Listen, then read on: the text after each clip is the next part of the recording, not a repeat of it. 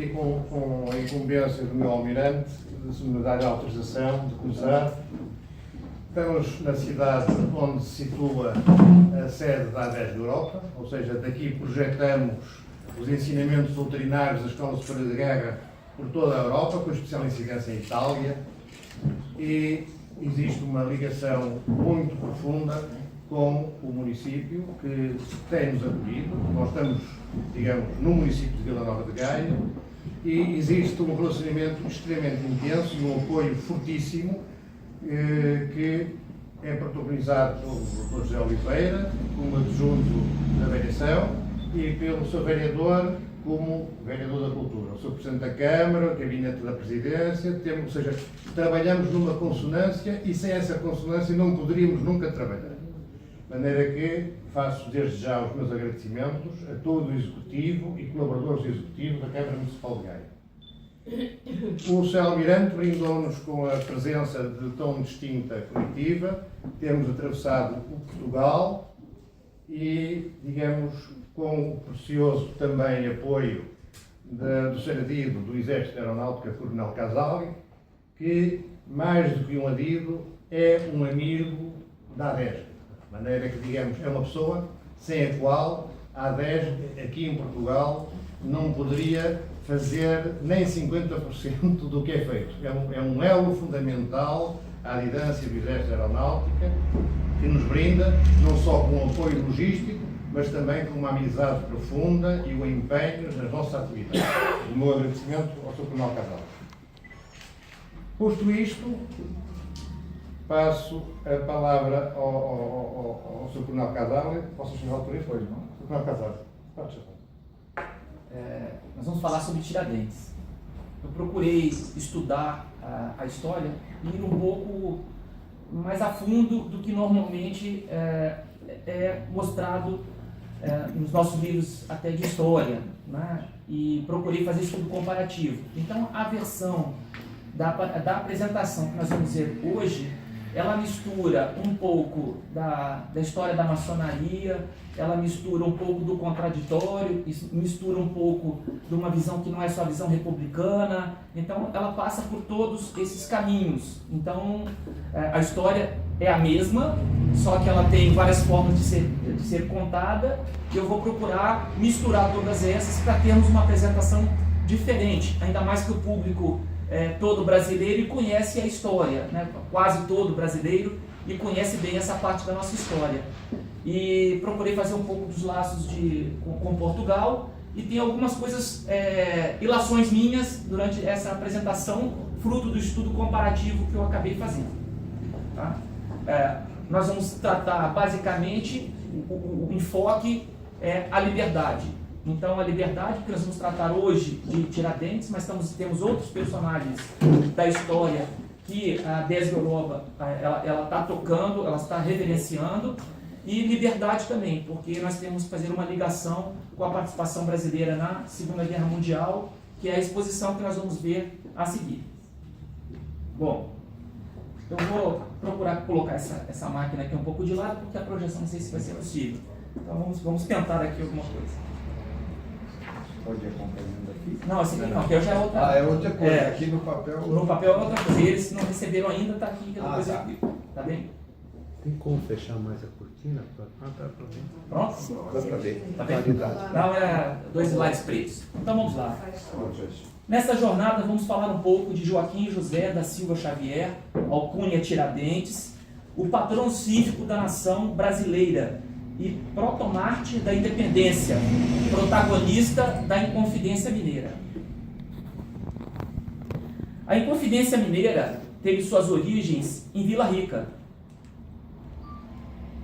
atual cidade de Ouro Preto, Brasil, ao final do século XVIII, e pode ser considerada como o primeiro movimento de caráter claramente separatista em território brasileiro.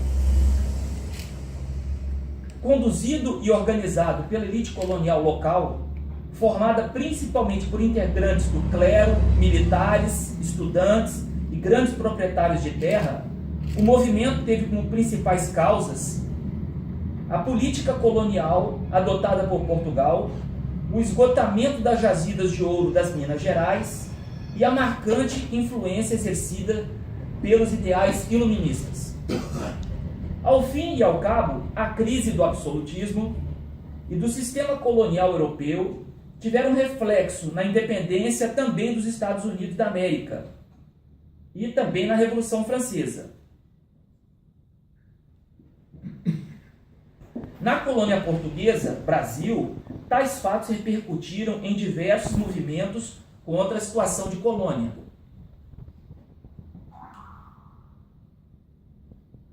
Se mostram outras revoluções liberais que tivemos dentro do próprio país na época do sistema colonial. Tá bem? Voltando no tempo, para Portugal, o século XVIII foi marcado pelo grande terremoto, usando a expressão bem portuguesa, de 1755, com repercussão direta nas colônias, e uma nova organização do Estado sob o comando de Marquês de Pombal, ministro do rei Dom José I. A política pombalina para o Brasil representou na prática um aumento tributário com o propósito de aumentar o caixa da coroa. Em Minas Gerais, mais importante região aurífera e diamantífera brasileira, o insucesso na cobrança de imposto de 20%, pouco, né? Nos dias de hoje é até pouco, denominado quinto, fruto do progressivo esgotamento das jazidas, levou a coroa à adoção de um novo imposto. O Alvará de 1734 estabelecia a cobrança de 1.500 kg por ano. Com a produção do ouro continuava a diminuir, tornou-se comum o não pagamento completo do tributo. Para obrigar o pagamento da diferença à coroa, instituiu em 1750 a derrama,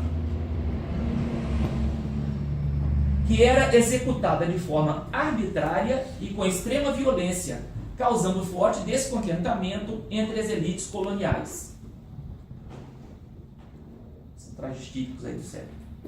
Em 1785, havia um clima tenso em toda a capitania de Minas Gerais, particularmente na Vila Rica. Vila Rica, para ter uma ideia, então, entre Fátima e Santarém tem aquela pequena serra ali dos Candeeiros, né? Aquela paisagem, ela lembra muito a cidade de Tiradentes. Aquela paisagem, aquela montanha, então a gente consegue situar. Então a cidade de Vila Rica fica como se fosse um vilarejo naquela área. Em 1700 havia um clima tenso em toda a capitania de Minas Gerais, particularmente em Vila Rica. Foram proibidas as atividades fabris e artesanais na colônia. Isso porque, ao proibir, pegava produtos vindos da metrópole para poder ter mais rendimento. E taxando severamente os produtos vindos da metrópole. Com aproximadamente 70 mil pessoas, a cidade vivia a expectativa de uma nova derrama, o que trazia o pânico e aumentava a insatisfação diante dos argumentos da coroa. Vila Rica apresentava-se uma sociedade estruturada.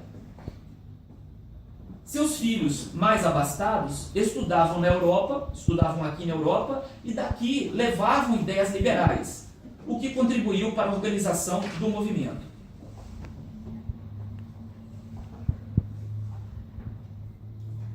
Nesse contexto, surge a figura de Joaquim José da Silva Xavier, filho de um pequeno fazendeiro português e de uma brasileira. Joaquim José nasceu em 1748, na fazenda do Pombal. Aqui são essa imagem aqui os restos lá da fazenda onde nasceu o Pombal. Você podia baixar um pouco, Está atrapalhando a nossa visão. Nasceu aos 9 anos perdeu a mãe. A mãe era filho de pessoas de Braga, tá? E o pai nasceu em Braga realmente, tá? O pai faleceu aos 11 anos. Não podendo realizar os seus estudos regulares, foi criado por um tio, com quem aprendeu o ofício de dentista, o que lhe rendeu a alcunha de Tiradentes. Foi ainda mascate, farmacêutico e minerador. E idealista e entusiasta da liberdade. Bom, essas outras profissões, aí quem conhece o Rio de Janeiro perto do Rio Sul, né, atravessando o Morro da Babilônia em direção a Copacabana, nós passamos embaixo do antigo aqueduto.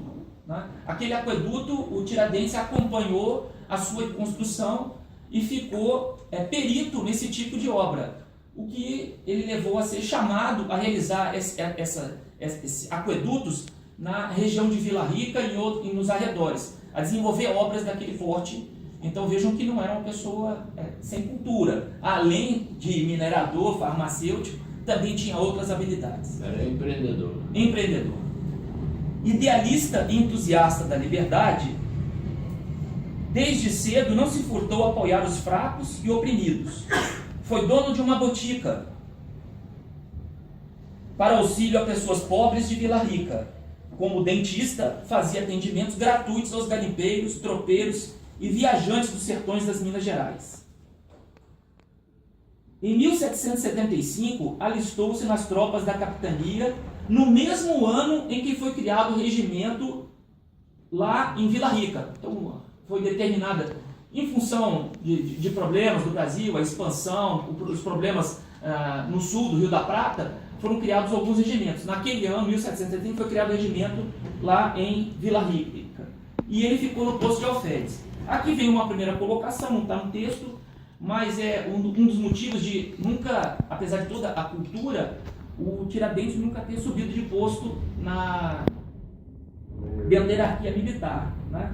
Dizem o seguinte, que ele estaria vinculado à maçonaria e não tinha uma família constituída, estruturada. E isso era uma das coisas que pesava na hora da promoção. Então, por isso ele sempre se manteve no posto de alferes. Que corresponde a que patente hoje? Alferes aqui é o segundo tenente no Brasil, o segundo tenente. Na missão de patrulhar o caminho novo para o Rio de Janeiro. A partir de 1700, então ele incorporou, ficou no posto de alferes e era comandante da patrulha no caminho novo que levava ao Rio de Janeiro. Caminho novo. Nessa função, pôde presenciar a miséria de seu povo, consequência da exploração sem medidas submetidas pela metrópole. Teve seu caráter